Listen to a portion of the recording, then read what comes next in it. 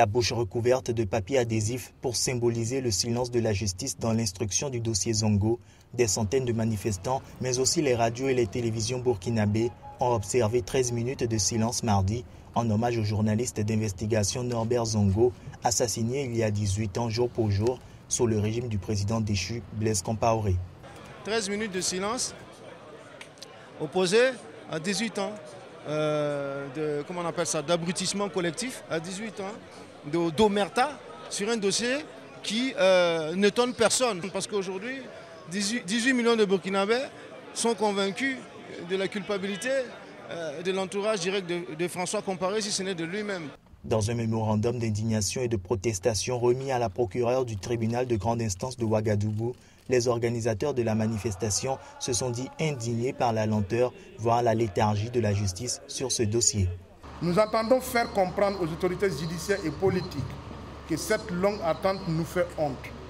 18 ans à commémorer le triste anniversaire de l'assassinat de Norbert Zongo et ses compagnons, sans la moindre lumière et sans la moindre justice, nous révolte.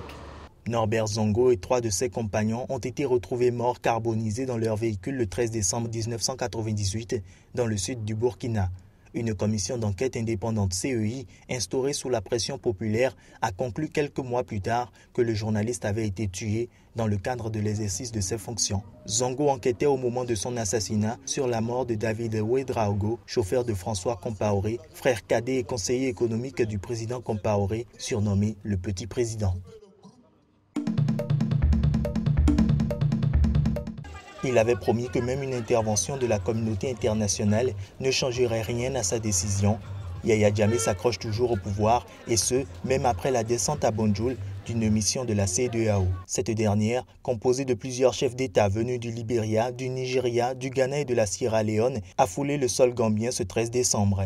Elle a tenté de faire entendre raison au président défait dans les urnes. Comme un aveu d'échec, la présidente de la Communauté économique des États d'Afrique de l'Ouest, Ellen Johnson Sirleaf, a affirmé à la presse mardi « Nous ne sommes pas venus pour un accord, nous venons aider les Gambiens à organiser la transition », a-t-elle ajouté peu convaincue. Après s'être entretenue 1 heure avec le président sortant Yahya Jammeh, puis avec son successeur élu Adama Barrow, force était de constater qu'aucun accord n'a été trouvé. Quand Bouhari a assuré avoir trouvé une oreille attentive en Yahya Jammeh, la coalition de l'opposition campait sur sa position. Un de ses cadres a affirmé « Avec ces négociations, il est clair qu'on ne reviendra pas sur nos acquis. Jammeh doit immédiatement quitter le pouvoir et le pays ».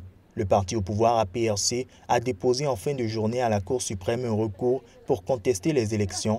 La CEDEAO menace d'utiliser la force si Jammeh refusait de lâcher le pouvoir.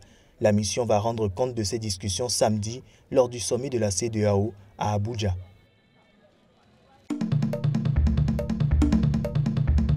Ce joyau naturel, classé au patrimoine de l'humanité, pourrait bien disparaître. La grande barrière de corail australienne a subi cette année la plus importante hécatombe de coraux jamais observée. Le délicat écosystème long de 2300 km, le plus grand du monde, a essuyé son épisode de blanchiment, le plus sévère en raison du réchauffement de la température de l'eau entre mars et avril. Une étude menée par le Centre d'excellence pour les études sur les récifs coralliens a révélé que les 2 tiers des coraux situés sur 700 km dans le nord du site étaient morts ces 8 ou 9 derniers mois. Le blanchiment est un phénomène de dépérissement. Il est provoqué par des conditions anormales comme le réchauffement de la température de l'eau. Les défenseurs de l'environnement accusent les gaz à effet de serre d'être responsables du réchauffement climatique et appellent à nouveau à l'arrêt de l'exploitation des mines charbon. Les chercheurs estiment qu'il faudrait au moins 10 ou 15 ans pour que la partie nord récupère ses coraux, mais craignent un 4e épisode de blanchiment massif d'ici là.